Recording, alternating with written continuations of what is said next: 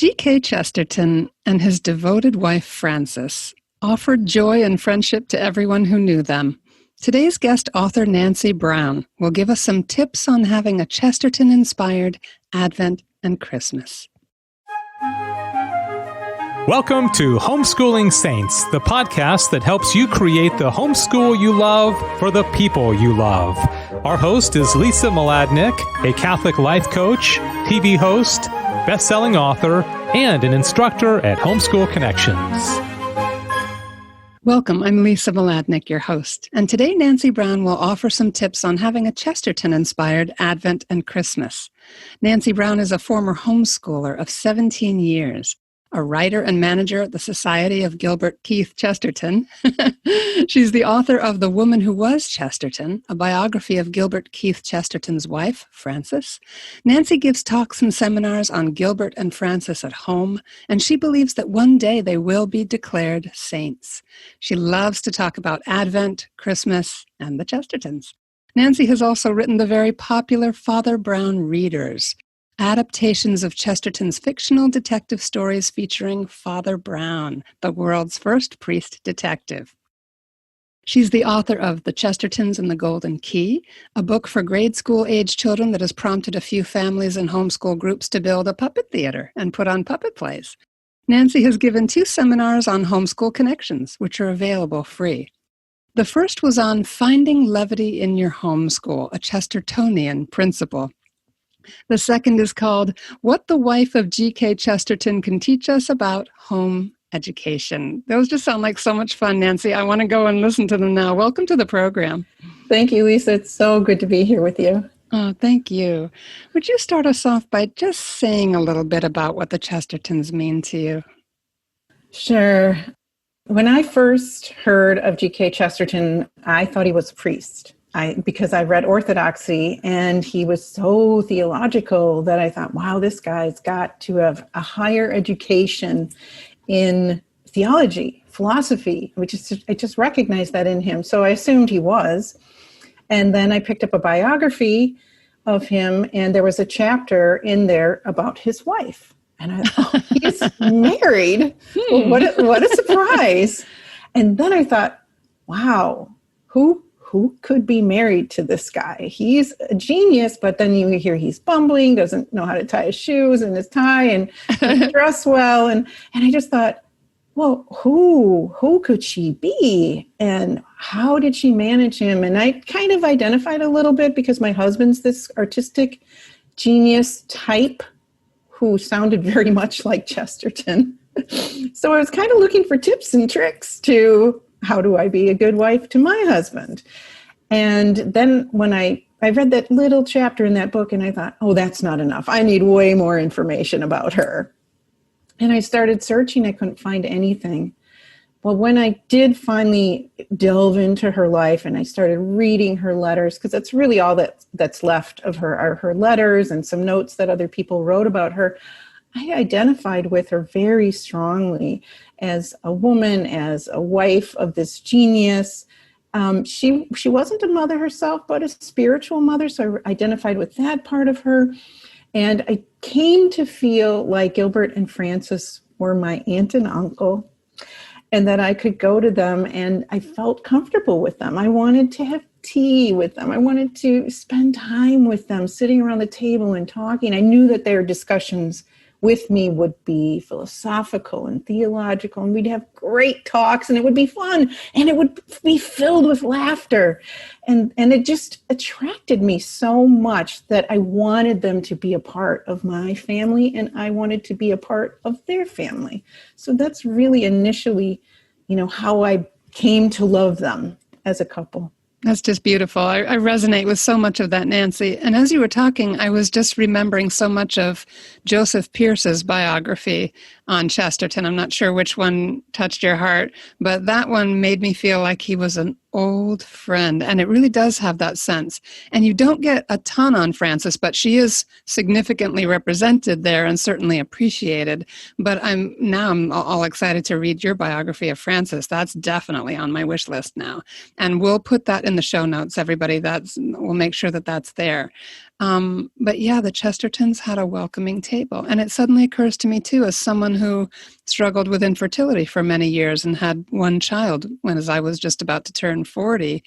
They were infertile, and yet their home was full of children. And they were just remarkable people that made everybody feel really loved. So I can, as you spoke about them so warmly and affectionately, I just identified with that. The book by Joseph Pierce is Wisdom and Innocence, and it is a wonderful biography of them. And that is the one I was referring to. Oh, gosh, yeah. It's spectacular. And it was his first published biography, and it was really a love letter to Chesterton, who was the person who turned him around and helped him to become a person of faith through his writings. Yeah. So talk a little about their faith. How would you describe it? Well, there's the initial stages and then the mature stages. So Chesterton was raised a Unitarian. He believed in God, but not really, had no sense of the Trinity, and he wasn't really sure about his feelings about God either. However, his father had read poetry to him. He read the life of St. Francis of Assisi to him. And even as a young boy, possibly as young as 7 years old, Chesterton resounded with this story of St. Francis of Assisi. He also had a love for the Blessed Virgin Mary, who he always called Our Lady. And he would draw pictures of her. As he was doodling, he's drawing this picture of Our Lady. And so there's this essence of something there, but it wasn't solidified. When he met Frances, she was a practicing Anglican, a very serious practicing Anglican. She read the Bible. She went to church on Sunday. She taught Sunday school. And in fact, she was so active as a Christian that it caught Chesterton's attention because he knew all of these Anglicans. They were all his friends, but no one was practicing their faith. No one was going to church. No one was reading the Bible. They weren't actively faithful people, but Frances was. So they had conversations, obviously, when they were first dating. She introduced him to the Trinity, to Jesus Christ, the Son of God. And it was the first time he really understood that God was a family. And that was important. That was an important thing. And later on, he'll give her credit for bringing God to him, bringing the cross to him, helping him understand who Jesus was. So he becomes a Christian under her tutelage, and they live Anglican life as they are married, and they're first married. However, you can tell from Chesterton's writing that this isn't quite where he feels at home. Now, Frances felt very at home in the Anglican Church, and she loved everything, all the devotionals, church, children, everything about it. She was very faithful. But he was coming to believe that this wasn't it. It was really the Roman Catholic Church where the truth was. You can read it in 1908 in his book Orthodoxy. You know he's almost there already, but he wanted her to come along with him. She wasn't ready.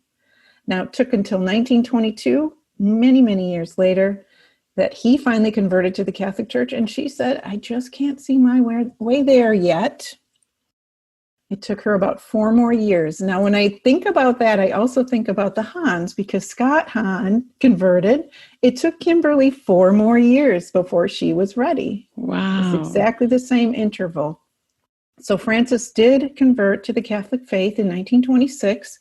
He lived for 10 more years. So the last 10 years of their life, they were unified in their faith and their church life. They helped build the church in their small town in Beaconsfield, which is in England, outside of London, where they had settled.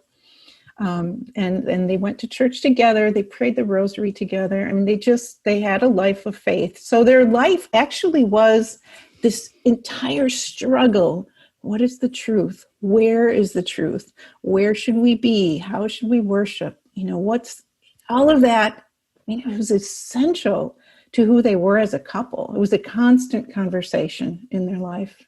How beautiful. How absolutely gorgeous. And I can see that this resonates for you personally. What are the touchstones for you in your walk? Well, for me, I'm a cradle Catholic, been Catholic all my life. But, there's points in your life when you're a teen where you don't know and what should you do. And then there's a time when I was probably about in my 30s where I thought, now what is the truth? Where is the truth? And I was invited also to a Christian church in my neighborhood, Bible study with women. It was all very cozy, and I wanted that. I needed that. But they started questioning my faith. And that made me turn to instruct myself in what do Catholics actually believe, because I didn't know. I couldn't answer the questions when they asked me, well, why do you baptize infants? And why do you do this? And why do priests, or why are they called father? And, all the traditional questions that people will ask Catholics. And I didn't know the answers. And I started searching. And one of the people who helped me understand my faith, and not only understand my faith, but feel confident in my faith, was Chesterton. He gave me such a sense of peace I didn't have to struggle anymore with my religion. I felt, if this smart guy, if this Chesterton, who I think is brilliant, and even, Scott Hahn himself also fell into that same category, because I read all of his apologetic books, that if these brilliant people come to the conclusion that they should be Catholic, well, I should be Catholic too. And if I wasn't Catholic at that point, I would have converted. Amen. I can't tell you how often when ordinary human doubt creeps in for me, and those touchstones, people like John Paul II and Scott Hahn and Chesterton and others, I suddenly just sort of gaze upon them in memory and the way they've moved me and touched my life and touched others. And I think they got it. I think I can walk through this moment of self-doubt or of doubt in my beliefs. Right, because we aren't always 100% sure. It's human, right? Right. But we can be pretty sure. And Chesterton gives us that confidence, I think. Yeah. Yeah. And notice how we just can't stop smiling speaking about him. He was such a person of ease and joy and never made any enemies. He was just incredible. I mean, it's not that people didn't come against him. It's that he did not offend others. He was so kind. They brought Christmas and Advent to life with that same friendliness and open door. As they were so sociable. Tell us some things about how they brought that season to life for themselves and for others. Well, for whatever reason, Frances always loved Christmas. And I think one of the reasons was because she actually suffered from seasonal affective disorder. So the winters were very hard for her. And of course, England is traditionally known for being cloudy and rainy. And she absolutely dreaded those days and loved the sunshine. And so she always considered Christmas a bright spot in the winter that would help her survive the winter. So why not make the most of this feast that is really going to help you get through the winter? So not only did she want to lengthen the Christmas holiday, she wanted it before, as in Advent, and she wanted it after, as in however many days you can make that Christmas last. So for her, Christmas was adding this light. It was actually adding light to her winter. And so for them, they wanted to celebrate as much as possible. So for Advent, she actually collected nativity sets. So not just your traditional Italian nativity set. She had one from Spain. And then once people heard that she was collecting them, they would send her nativity sets. So she started every room in their house, somewhere in that room was a nativity set. And she cherished the little figurines. She loved looking at them and watching them. And she had candles and things like that. So I just think, well, it brings back your travels and your memories. And this was a gift, but it also reminds you of the Christmas event and that baby Jesus. So you can imagine, as you have imagined, and many, many other women have imagined when they've gone through periods, perhaps of infertility, the desire to hold that baby is so strong, so strong. And so she, in her imagination, would think of baby Jesus. So if I could only hold him, if I could only touch his little hand. So the infant Jesus, the baby Jesus, is really who she identifies with. And so those are her meditations. She's meditating on the cave and the stable and the little door. If I could just open the latch and go in and see him. And he's glowing, and there's the animals, and she's envisioning the shepherds come to visit. So all of these work into her meditations and her prayer. And so every Christmas, she starts writing a poem to put in their Christmas card. So they're not going to send out the Hallmark card. They're going to send out a card with their own poem on it, with their own drawing on it. So she meditates on these. And every year, of course, she wants to write. There's so much. And what's amazing is her Christmas poetry, you can see, here she's meditating on this part of the nativity. Here she's meditating on that part of the nativity. It's so rich. And as we know, it is so rich to meditate upon, the story, the joyful mysteries of the rosary, the path to Bethlehem. And that becomes actually her most famous poem. How far is it to Bethlehem? And that poem is actually a meditation on Advent. We are on the journey to Bethlehem all during Advent. So reading that poem, I get shivers just thinking about it. It's such a great poem, and it's been set to music, and it's just simple but profound. Now, in your book, The Woman Who Was Chesterton, can we find any examples of her poetry in there? What kinds of ways can we connect with her, the way she celebrated Christmas, or any aspects of that? Kind of prior to, as I was researching Frances, I discovered she actually had some little poetry booklets published for her friends.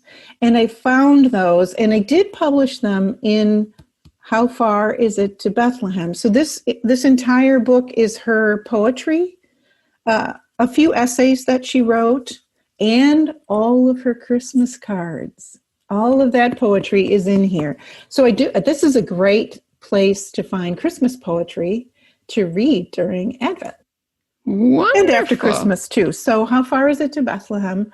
Yeah, it's a collection. So because I knew that I didn't know when I first started, but when I started doing this research, I discovered she actually wrote a lot of poetry, and I couldn't include all of that in the biography, or the biography would be twice the size it was. So I published it as a separate book, and then I could say, see that book and look at that poetry. But some of it's so profound. There's some poetry in there kind of about her infertility too, and that's really touching stuff. Yeah, so that's one of the ways that she and Gilbert connected, was through their poetry. Yes, he was known for his poetry. That's really neat too, that they did their own drawings on their cards. See, I'm getting inspired. I'm thinking, I'm wondering how they did that for every handwritten card. Like, did they create some kind of a woodcut or something to print it, or some kind of printing process that they did? Yeah, but then she would sign it. So yeah, I mean, that's something creative we could do for our own Christmas. Make a card. You don't have to buy a card. I mean, certainly if it's going to cut down the stress in your life, I totally advocate buying cards. Yeah, right. But because I never want to stress any moms out by saying you have to make your own. You don't. But if you're creatively inclined, or your children would like to help you on something like that, that's certainly something that maybe we could work on as a family project. Yeah, and I know that in addition to doing these kinds of handmade things and written things, and they were very fond of writing letters to the people that they loved all around the world, and even their local friends. They were just they took such care with people. I just remember reading in the Wisdom and Innocence, Joseph Pierce's biography, and I forget exactly which feast it was, but the liturgical year was very rich for them. And I remember them surprising their guests with beautiful tableaus and things like that. And at one point, their friends, the children, had arranged toy ship or something on a mirror with a little lighthouse, and it represented Our Lady, that she was the star of the sea, that she was that light leading us to Christ. I mean, just beautiful little symbolic things, and that would be in the center of the dining table for that celebration. How can we cultivate that same delight in the season? Give us some ideas for really bringing that same joy and togetherness into the season. Well, I think, there's so many things that the church already has, but sometimes we forget. Like, for example, I have even a sister who doesn't put an Advent candle on her table. And that to me is so basic. I couldn't have Advent without an Advent candle. But maybe you've never done that before. Your family, it isn't your tradition. So an Advent candle, the wreath. So even just reading up on what do the candles symbolize? What does the wreath symbolize? Why do we light these candles? That sort of thing. And yet, and on the other spectrum, I have another friend who keeps her Advent wreath out all year long with that white candle in the center. And every time there's a major feast day, the white candle gets lit for the day. So you could keep it out and remind yourself all year long, Advent is going to come again every year. So that's just an interesting thought about maybe keeping that out. But then besides that, there's Advent calendars. Now, when I was researching this, I was kind of looking what kind of Advent calendars do they have out there. My gosh, they have the most ridiculous Advent calendars out there now for dogs and cats. Oh, no. Wine Advent calendars and, hair and makeup Advent calendar. It was just ridiculous. Get a real Advent calendar. Yeah, hello. Yeah, get a real one, a Catholic one, a Christian one. So there's that. Oh, and here's another thing that most people don't realize, depending on where they've gone to church, that there are beautiful traditional Advent songs, much more and beyond O Come, Emmanuel, which is the one we always sing. But there are a variety. If you Google Catholic Advent songs, you will find O Come, Divine Messiah, and Creator of the Stars at Night. And you listen to them, and they're just beautiful songs. Some people have sung them all their lives. I didn't sing them until maybe my kids were teens, and I looked up, there's got to be other Advent songs, and I discovered there are other Advent songs. So that's a great thing to discover. Being hospitable is one of the things that the Chestertons were really good at. And I know it's really hard right now with COVID going on and all of that, because maybe we don't want to invite other people to our homes like we would want to do if there wasn't a pandemic going on. But there's other ways that we can connect with people. And it's a secondary connection, but even things like Zoom, or Skype or whatever, FaceTime, we can connect with our friends and our family in a way that's still meaningful if we make it so. If we make that effort. I have a monthly Zoom call with my sisters and my mom, and I set it up. And you know how easy it is to do that, Lisa. You just set it up, you get the link. And at the end of every time when we talk to each other, all my sisters and my mom will say, "Oh, thanks for setting that up. That was so nice." And it's so easy to do that. It's really amazing the heart connection you can have just because you can both see and hear each other. And when there's a few of you in the room and you're put on gallery view so you can see everyone at once, right? It's funny, maybe because we're so used to screens in our times. It feels very Jetsony for me, from my generation, right? Yeah. That we're actually like video phoning each other. But God is so good when we come together, especially if we gather and we pray together. I just feel like God lifts us into this other place. We are a little screened out and zoomed out because of the pandemic, but don't chuck it. Like Nancy said, it's so powerful when we get together and can see each other. Yeah. And we can even say, okay, let's bring food. We can even eat together when we're not together. I mean, it's just, yes. There are surprising ways that we can connect. So, yeah, so I think those connections are really, really important. And there's other things that you can do. Like one year I read about how there was a tradition, I believe it was in Spain, where you put candles in all your front windows. And that was to invite the travelers or the three kings. And so I got candles, and I light them and I put them in all my windows. And then the other thing we talked about was our putting on our own entertainment. Okay, so you've got kids, you've got actors, and you can put on a play, even if there are just a few of you.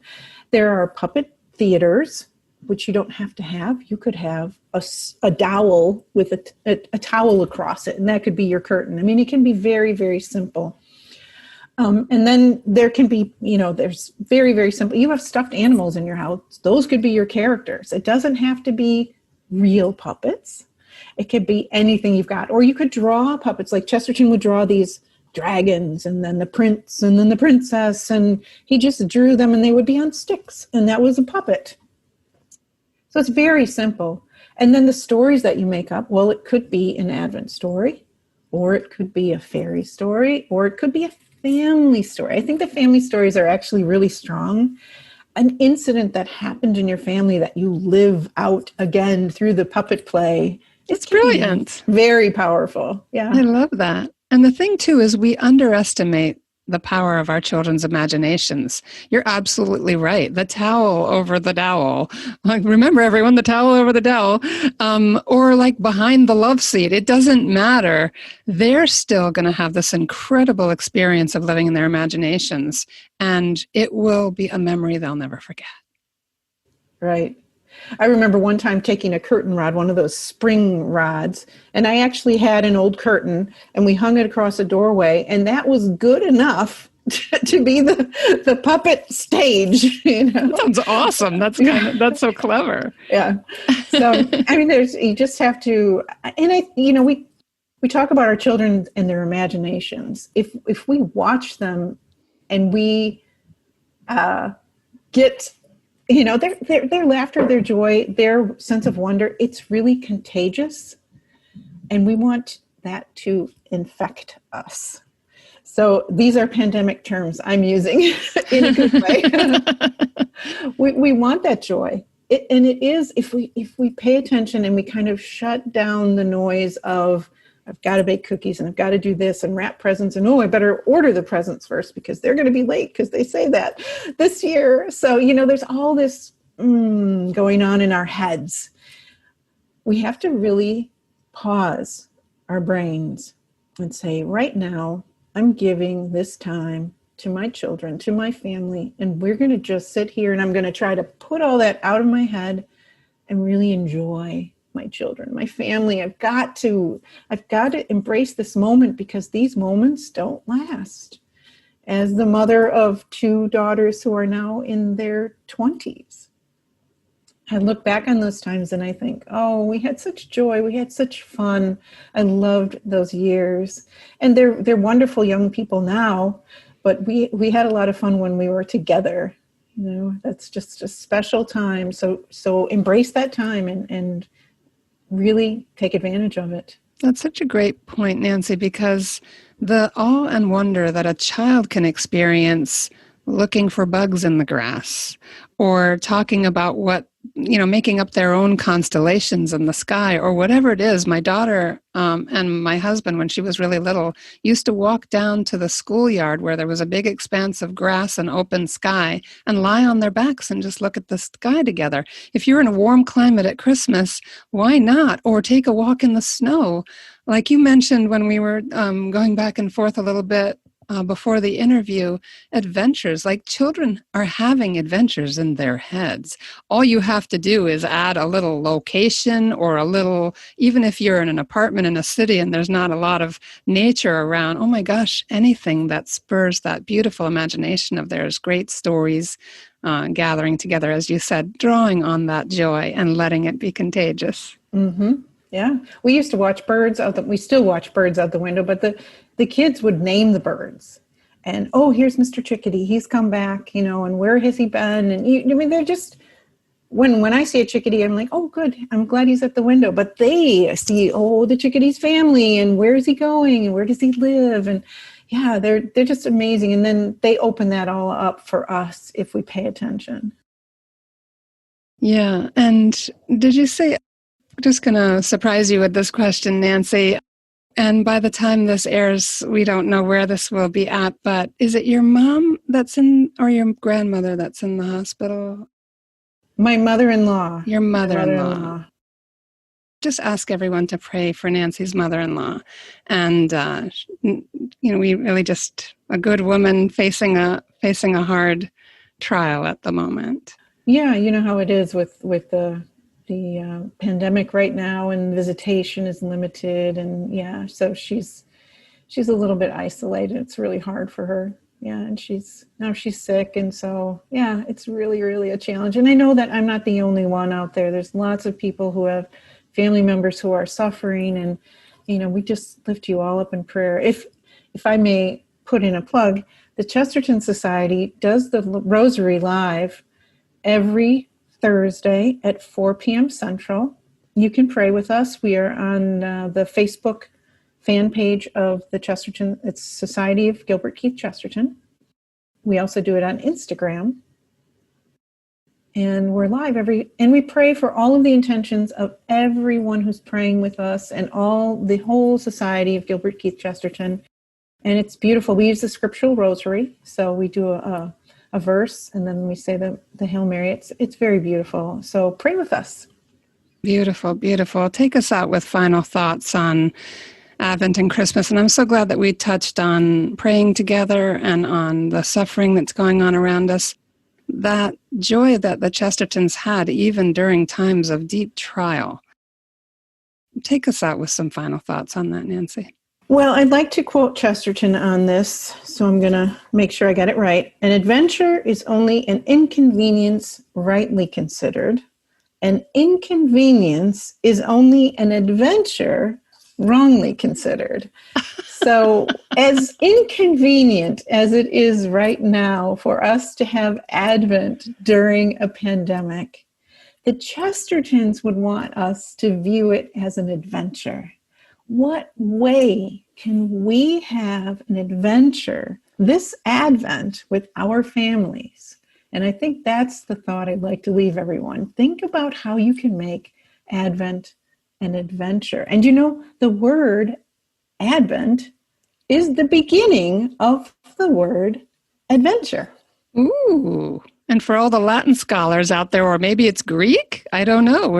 I'm wondering. We're going to have to see. That's our homework now, Nancy. We have to find out what that connection is. Look that up. Something coming, the advent of something, adventure. Oh, there's just that sense of anticipation in there. All right. So we're going to make sure that links to the Chesterton Society's Rosary opportunities are in the show page, and links to both your books. And Nancy, just can't thank you enough for bringing the delight of a Chestertonian Advent and Christmas to us in this conversation. This has been wonderful, Lisa. I'm so glad you had me. Thank you. Oh, thank you. And everybody, just stay tuned for a few more moments for our short feature coming right up.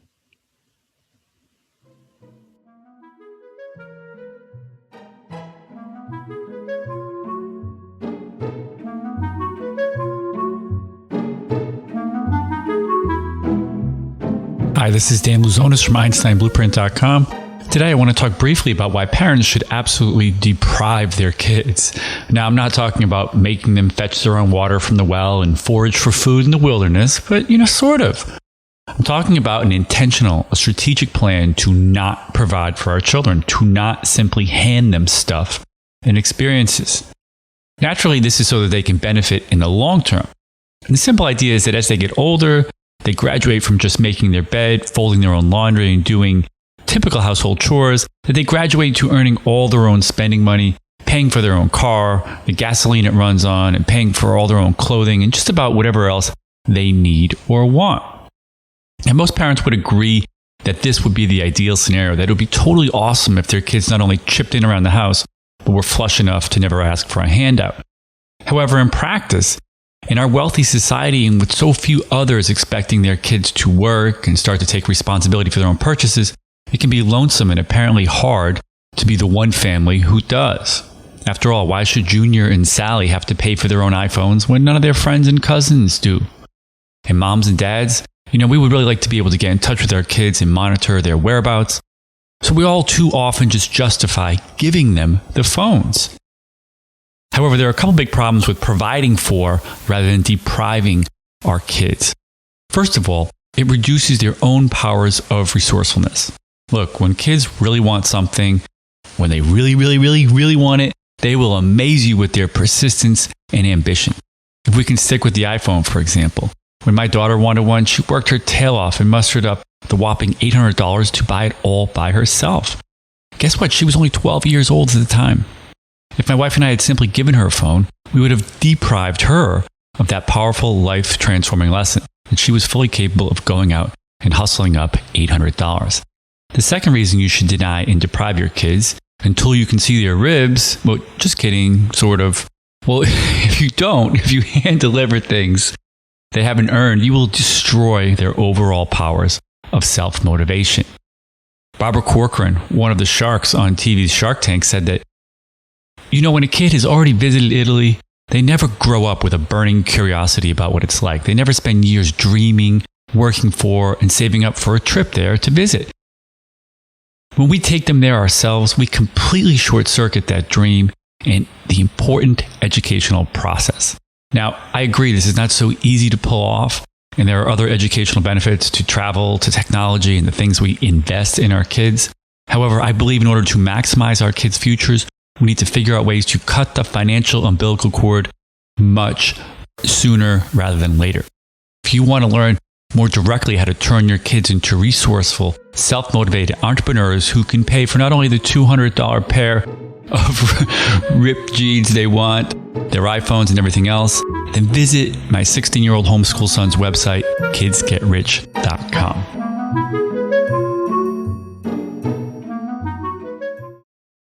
That's our show for today. Our program is sponsored by homeschoolconnections.com, where you can get online courses for your grade school, middle school, and high school student. Learn from the experts and make your homeschooling easier. Be sure to leave a review and share this podcast with your friends. And we'll see you next time here on the Homeschooling Saints podcast.